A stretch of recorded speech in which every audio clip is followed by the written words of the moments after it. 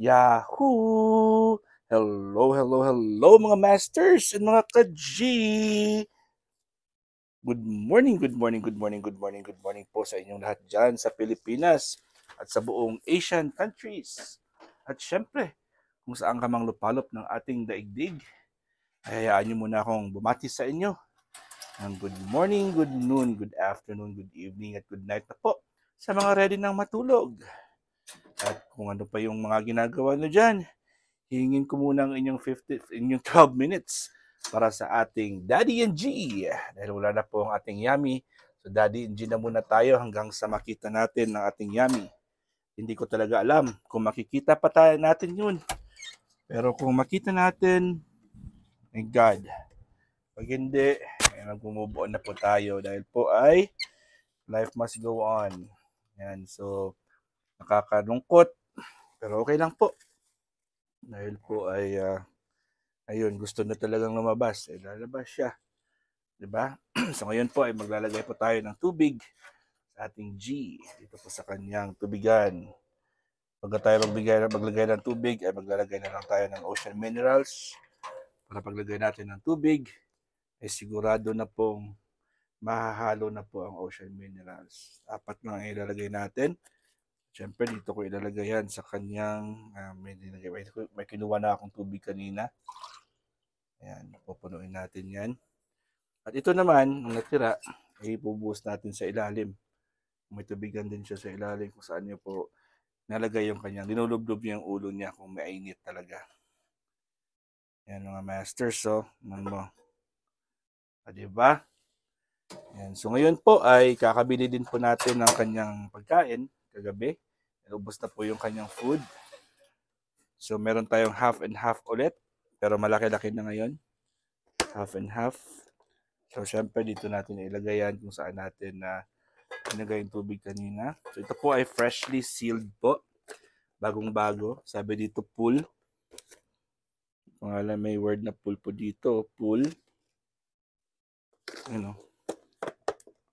Kitang-kita nyo ba? Pool. Pool. So depende. Pwede nating buksan yan sa gilid. Bukas pala nito is one-sided, no? Ito po yung pool niya, oh. At madidinig nyo talaga ang bagong-bago kasi mapupunit po siya kasi hindi pa siya punit to. Hindi pa siya punit. So po, pag pinul mo po yan, ay mapupunit po yan. Punit na punit ang tunog niya. Ayan, mapupunit po yun. 1, 2, 3, go. Ayan, mapupunit talaga kasi bagong-bago po yan. Ayan, so tanggal talaga lahat. Siyempre, lalagay po natin ito. Kanyang bowl. Ang kanyang expiration po ay August 28. Product of USA. Siyempre, organic yung brand. So, dito natin ilalagay ang kanyang vegetables. So, diba? So, organic pa ang pagkain ng gin natin. Mixture po ito. Ang half and half ay mixture po ito ng baby spinach. Ito yung pangalan niya. Mixture po ito ng baby spinach, baby lettuce, and baby greens. Washed and ready to eat. High in vitamin A, C, K, folate, and good source of iron. Diba? Yan po yung ating pagkain para sa ating G. I hope na mauubos niyo po ito. Fresh na fresh po ito. At gustong-gusto niya talaga pag fresh na fresh. Mas gusto niyang kainin yan. Mga fresh talaga. Kasi kung minsan, dahil po sa ating guaranteed freshness na lalagyanan, container ay na-maintain naman talaga ang freshness niya. So, lalagay na po natin ito dito sa kanyang lalagyanan. At yung isa po, nalinagyan natin ng kahapon ng kanyang mixed veggies, ay fortunately ay ubos na po yan. So wala na pong laman to. So lilinisan na lang natin yan. For now, yan na muna ibibigay natin sa ating G. At yun, papalabasin natin si G. Maglalaro-laro muna tayo kay G. Kasi wala naman tayong Yummy. So si G na muna yung ating paglalaruan. Diba? Kukunin natin si G. mga masters, mga ka-G. At least makita na naman nila close and personal ang ating G, the green girly cutie patuti iguana. Wait, G. Okay. Say hi to your friends there. You're here. Oh. Hi, G. Say hi to your friends first. G, kiss daddy first. Wait. G, have to kiss your daddy first. Kiss. There you go. There you go. Okay, I'll let you go. Ayaw niyang makipaglaro kay daddy niya. Ayaw na talaga makipaglaro kay daddy niya kasi sabi niya, I'm big girl. I don't want to play with the daddy. Diba? So, ang gagawin natin ay magsispray na lang po tayo sa kanyang lugar. Pag may time po ako ay dilinisan ko na rin po, kukunin ko yung mga tubig dyan sa kasi may work pa ako eh. May work po kami ngayong araw na ito. So, maglalagay po ako na maglilinis po ako, kukunin ko yung mga tubig dyan. Yung tubig ko pa kasi yun na sa ilalim, na parang basang-basa po yun yung bahay ng ating Yummy. Basang-basa po yan. Di po always moist po dapat. Humid. So, kukunin ko po yung lilinisan ko. At hindi ko pa alam kung makikita pa natin si Yummy. Kung hindi, wala na tayong choice. Kailangan na natin mag-move on. Yun po ngayon po ay babasain na po natin ito. Ang bahay ng ating G.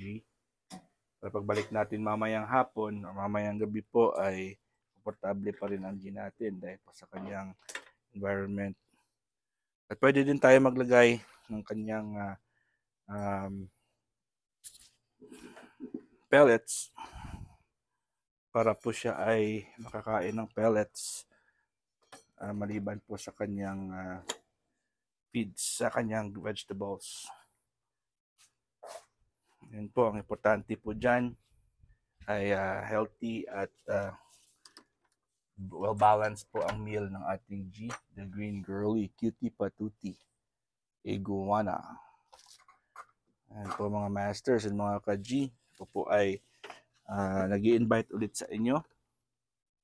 Dahil po ay araw ng Huwebes ngayon. Meron na naman po tayong Premier Marathon mamayang hapon. Alas 12. Alauna pala. Ako pala yung alas 12. Alauna ng hapon. So, malamang po ay si Brad may masabi. Hindi pa talaga na fix kung sino sa kanila. As of now, as of recording time ha. Either si Madam Razel Williams or si Bro Mema Sabe ang ating hosts. So sila na po bahala, dalawa, kasi ready naman po yung kanilang thumbnail. And then followed by Drayson Mabunay PWD Vlogs. At ang ating Inday Dayag Vlogs, ang ating third batch. And then syempre, ang last batch, ang ating Ancotic channel. Yung po ang G natin, no? Yan, sobrang siya, ayaw niyang magstay sa isang lugar. Diba? G, would you like to talk to your friends?